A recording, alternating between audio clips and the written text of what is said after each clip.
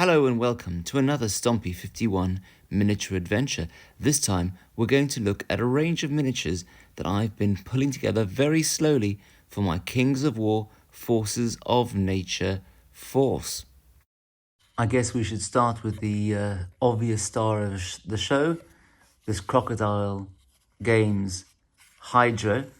Again, apologies for the light that we experience in the darker seasons on this Tumani Albion, this dark Albion day. So it's a beautiful resin miniature. It wasn't very hard to assemble at all. I was a bit worried actually as I was clipping off all the like long tubes where presumably the resin kind of runs in the mold, and I was worried that bits of like actual head or scale would kind of come off, and it all clipped off beautifully.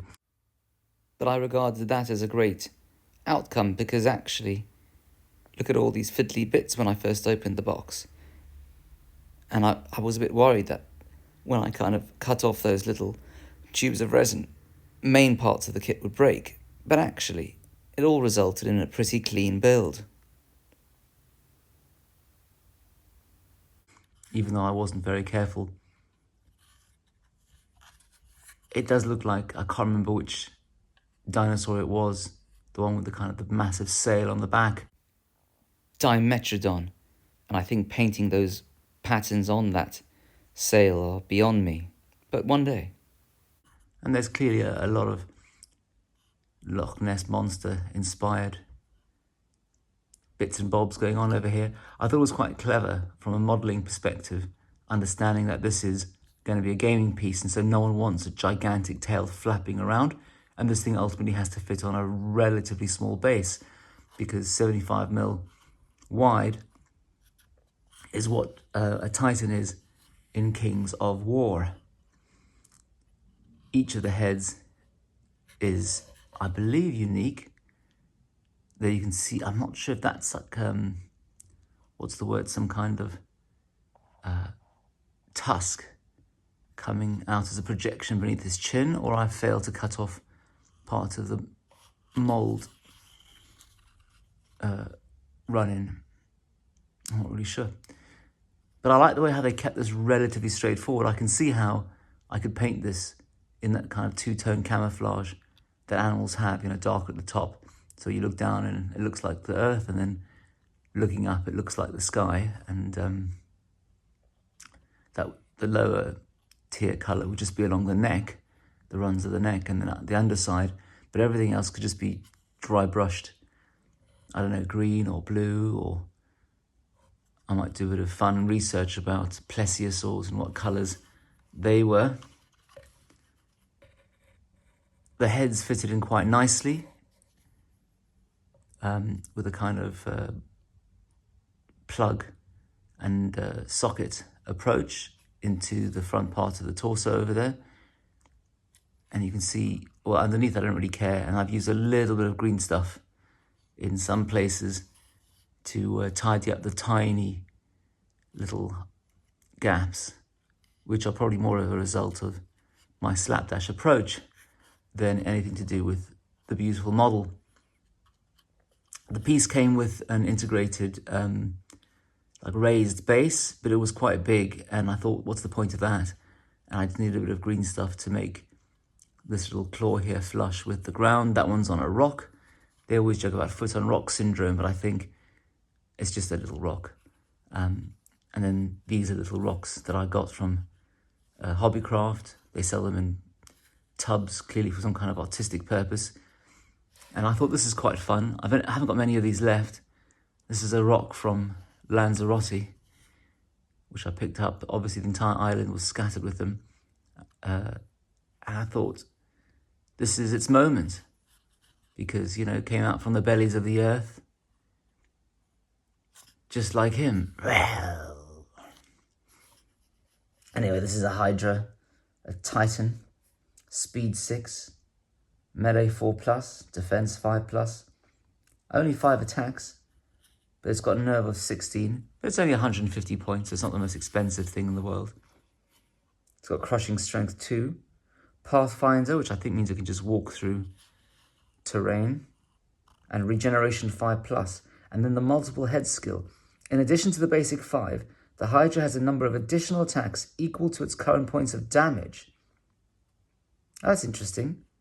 Ooh, that's potentially quite a lot of attacks.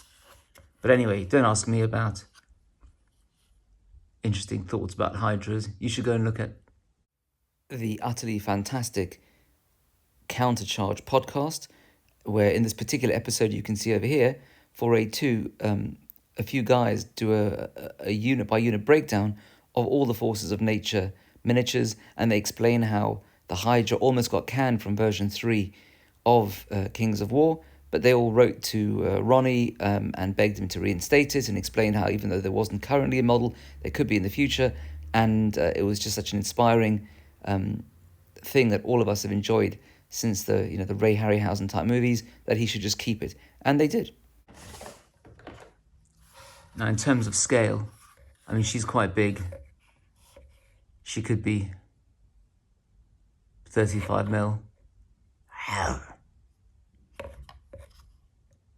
looks like 10,000 BC or something. Anyway, she's some kind of Blood Bowl miniature. I can't remember the name of the character, but I don't play that much Blood Bowl. And so I thought she would be a great proxy for, where is she? Avatar of the Green Lady.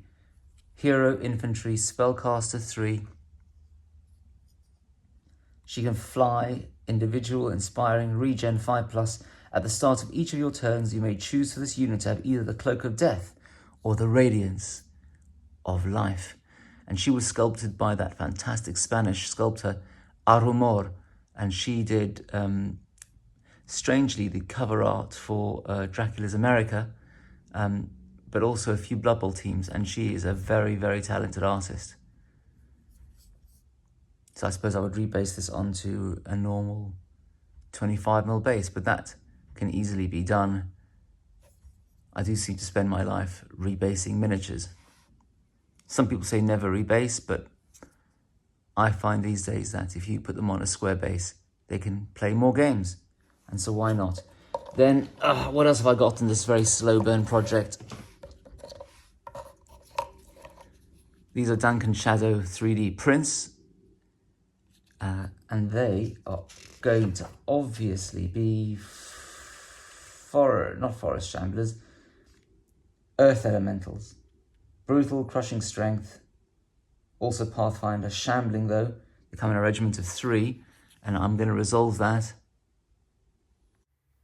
by getting some of these stone golems, for which I got the STLs printed out, and the same with these.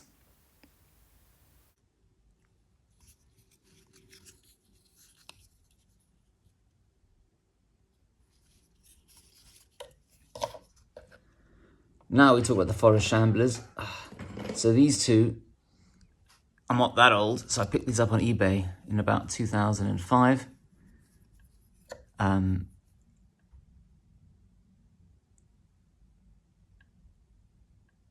I painted them not very well, but they're good enough. So I might base them on probably not a 45mm base, because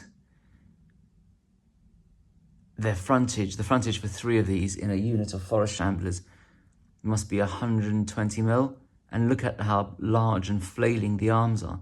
So I wonder actually if I put them on 40 by 60mm base, then that would be a unit. And then what would I do in the middle? Well, and that's the thing, I'm not really sure what to do. I thought in a I Am Groot kind of approach, I could put one of these on a 40mm base, if these were also on 40mm bases. And so he'd be between. But it does look a bit silly, doesn't it? Although, who cares? That's the point of multi-basing in Kings of War. It's a great fun thing to be doing.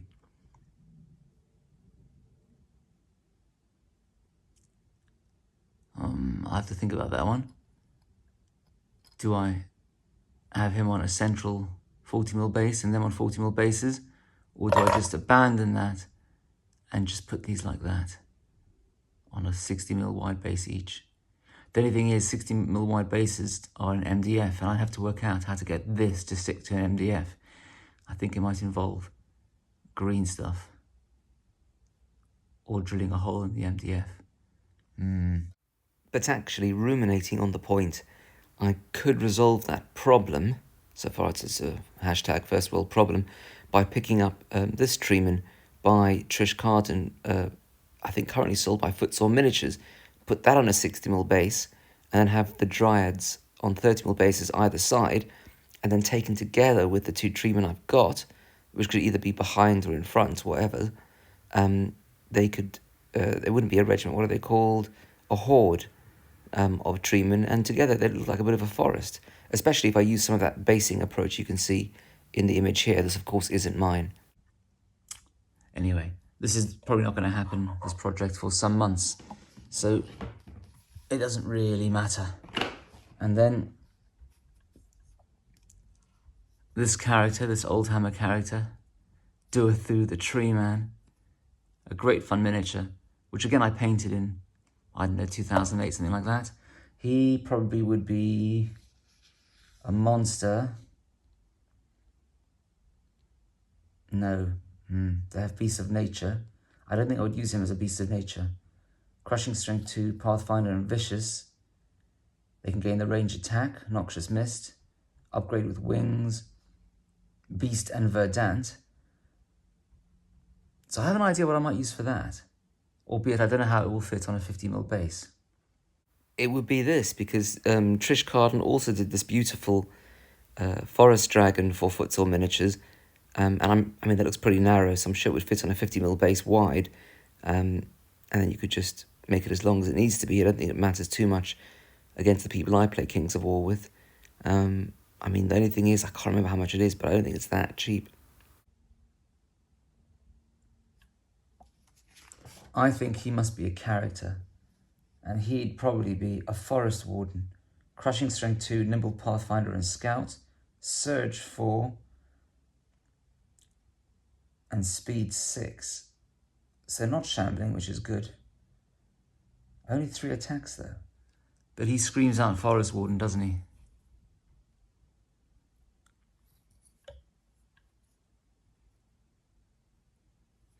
And he's bigger than his mates, quite substantially bigger. So I think he goes on a Hero Large Infantry. So he also would go on a 40mm base, which probably is going to be quite challenging.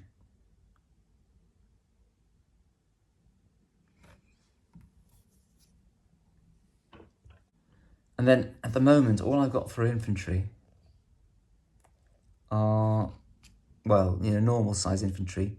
Well, there's Salamander Primes, and I've got a whole load of Oldhammer Lizardmen, but I don't really think they kind of fit into Forces of Nature, because they're clearly very Aztec styled, and this is clearly a very, frankly, Celtic vision of the Forces of Nature.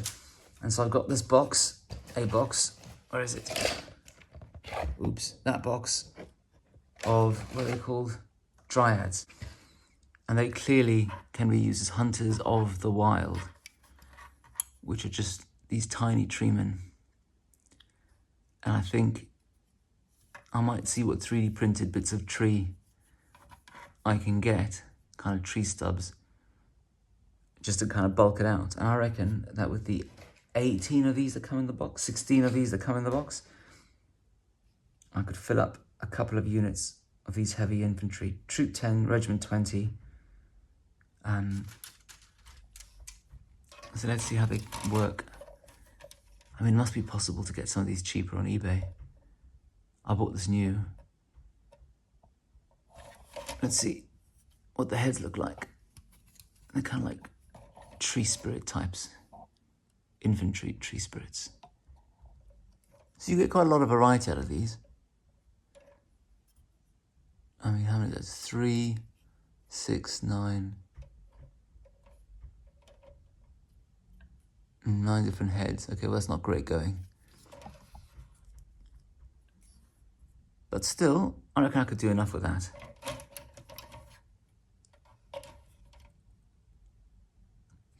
And I don't think you'd have to really paint them very carefully, would you? You just paint them dry bark and dry brush them, presumably, which is great. But anyway, this is an assembly project for another time. As frankly as this entire project. Now, as I happen to have it to hand, it's not really to do with anything, but I've got this mereworm, also sculpted by Trish Morrison, I believe. And I picked it up for about £60 a few months ago, strangely. I just asked someone I was doing a deal with, and I said, do you have any other old hammer? And they said this, and I thought, well, why not? Let's give it a home. And I thought I would use this as a Hydra. But the thing is, it's not obviously a Hydra because it hasn't got multiple heads. Albeit listening to the Countercharge podcast, it sounds like you could do with more than one Hydra in your list. But still, I just don't feel that fits in there. But it's been all over gaming social media this week because it's part of the High Elf release. And I thought, oh, maybe this will be a little entry point for me into High Elves. And I had a look at what they had to offer and quickly realised to have even a basic force will cost like 250 quid, which is not what I want to be flaking out at the moment with just to get loads more plastic sprues for yet another army that I probably will never paint. Well, not even assemble, never mind paint. But I was quite entertained about this podcast carrying on about what the word mereworm means.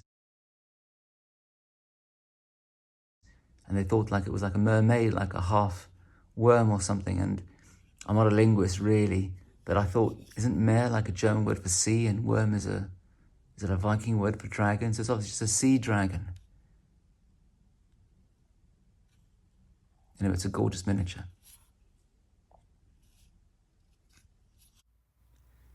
This would also be a fantastic excuse to pick up this particular unicorn when it gets released as part of the High Elf novelties that will be around soon,